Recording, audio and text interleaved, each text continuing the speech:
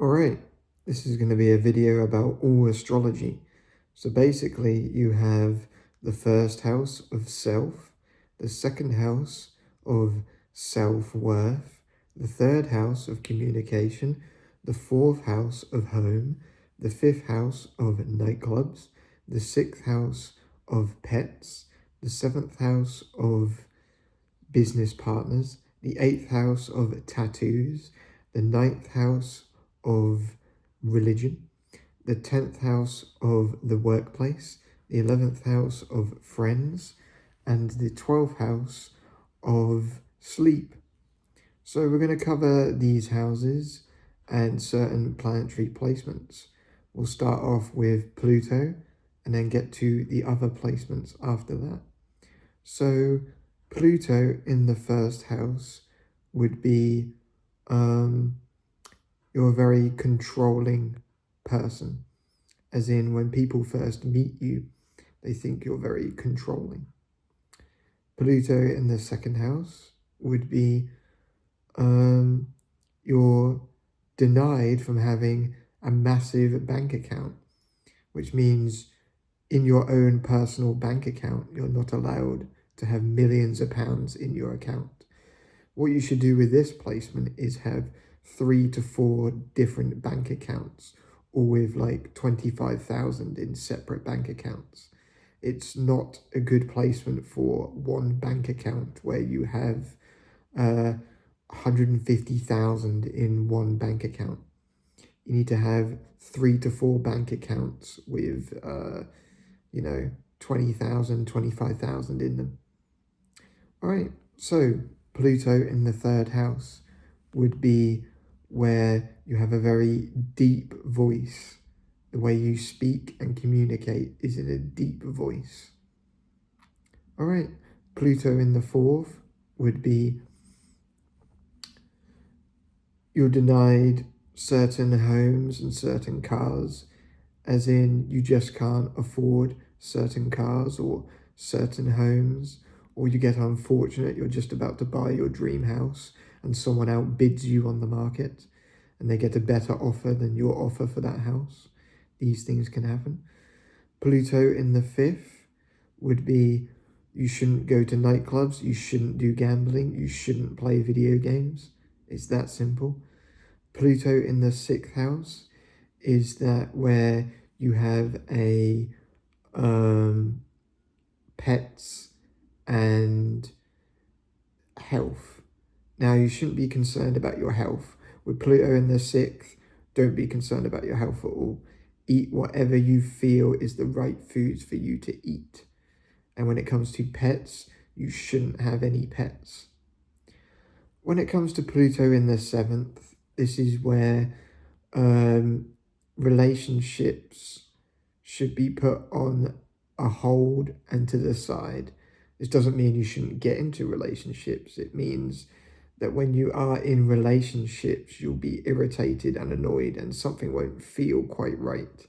It's almost like that relationship is actually bringing out the worst in you instead of the best. So when it comes to this, you need to check your fifth house to see, because fifth house is your boyfriend, girlfriend scenario, and seventh house is marriage partner if you are married. So when you get married, you'll feel like something's off. You won't really like your marriage partner. This can be annoying for some people to hear, but this is just the way it is. If you have a bad fifth and seventh house, this is where you should probably consider going solo for quite a while and being single for a long time until you've mastered your Saturn.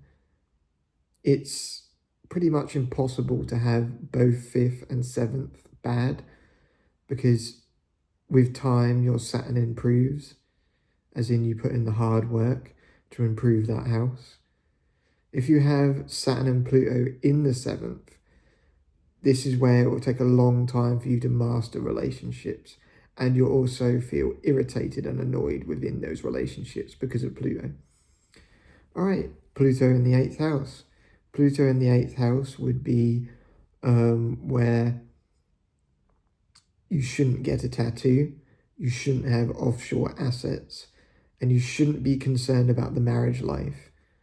You shouldn't be constantly trying to fix the marriage life or fix your partner. This is not what you should do if you have Pluto in the 8th. Pluto in the 9th would be where you shouldn't really think about traveling at airports. You should think about more third house travels, as in bus station, taxi, trains. I would say that ferries and boats are 9th house. So if you have Pluto in the 9th, you should probably think about alternative travel, as in airports aren't the best for you. You'll be very irritated and annoyed at airports. This is not the place to hang out if you want to have a great experience. Pluto in the 10th house. And with Pluto in the 10th house, you shouldn't have a workplace. Your career should be done through like this. Like, I'm at my house filming this video. I don't have a workplace. That's when Pluto in the 10th house should be, what's the word? Understood. You don't need a workplace with Pluto in the 10th house. Pluto in the 11th house. This is where you shouldn't have friends. You shouldn't go to public events. They're just going to irritate and annoy you. You always think that something's wrong, something's off. I don't feel comfortable. That's because you have Pluto in the 11th.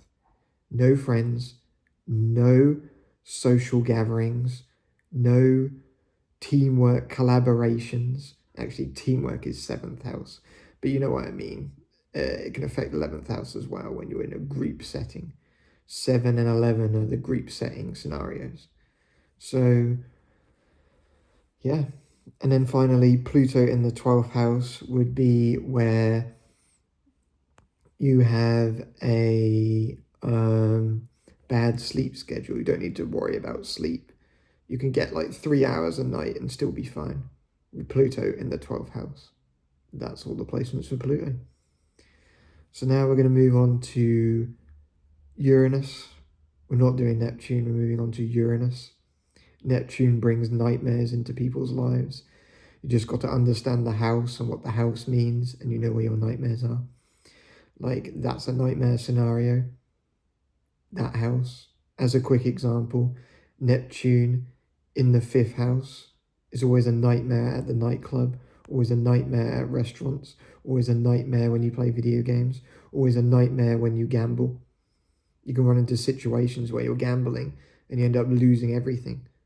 And that could be one of your nightmares, that you gamble your money and you end up losing everything. All right, let's move on to Uranus, because no one wants to talk about Uranus. Sorry, I meant let's move on to Uranus, because no one wants to talk about Neptune. Right, so Uranus. Uranus in the 1st house makes you weird, eccentric, and you're highly intelligent. Uranus in the 2nd house makes you buy strange things. Instead of getting groceries, clothes, food, you buy weird things like, let's get vinyls, let's get red guitars, let's get gothic clothes. These type of things happen with Uranus in the 2nd house. Now, with Uranus in the 3rd house, you have a very eccentric way of communicating. You're either very eccentric or strange or different in the way you communicate with others.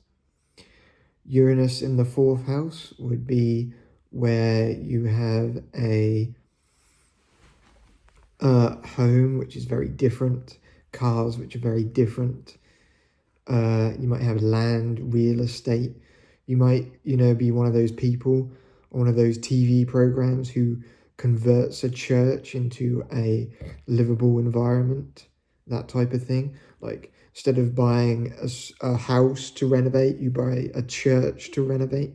That's Uranus in the 4th house. Uranus in the 5th house would be, you have strange, eccentric, weird experiences at nightclubs. Like, you turn up at the nightclub and everyone's decided to dress up, and it's dress up night. Like, everyone's wearing tuxedos and you turn up and you don't wear your tuxedo, you just wear your casual clothes. Like, sorry guys, I just wanted to be real and authentic. Apologies. All right, Uranus in the 6th house would be where you have strange pets. They're very different, unique. Or you have health, which goes through very strange and turbulent motions. Your health is all over the place with Uranus in the 6th house. You have ups, you have downs, you have great days, you have bad days, you have everything with Uranus in the 6th house. Now, with Uranus in the 7th house, you get strange, weird partners, really weird, eccentric people, as in you get partners who are into like anime, or partners who are into like weird professions, you know, those type of partners who like you might be into an arts and crafts school teacher instead of the traditional woman. Uranus in the 8th house would be where you have very strange and unique tattoos. And when it comes to offshore assets, you would have very strange, you know, purchases, you know, how you can buy like gold, silver, bronze, and you could be into brass. You're like, I'll buy all the brass, that type of thing, to make a profit. Or I'll salvage scrap metal to make a profit in my offshore account. Now, this is an extreme example, but this is what Uranus does. Uranus is extremes as well. So these things can happen where you have an extreme outbreak of that house, like extreme tattoos, extreme occult knowledge, extreme marriage life. The marriage life is just very vast and what's the right word to describe the marriage life? The marriage life is unique, different, extravagant, something that you'll always remember. All right, so Uranus in the 9th house would be where you have a strange relation to God, a strange relation with religion, a strange outlook on the Bible, as in you see the Bible in a unique way.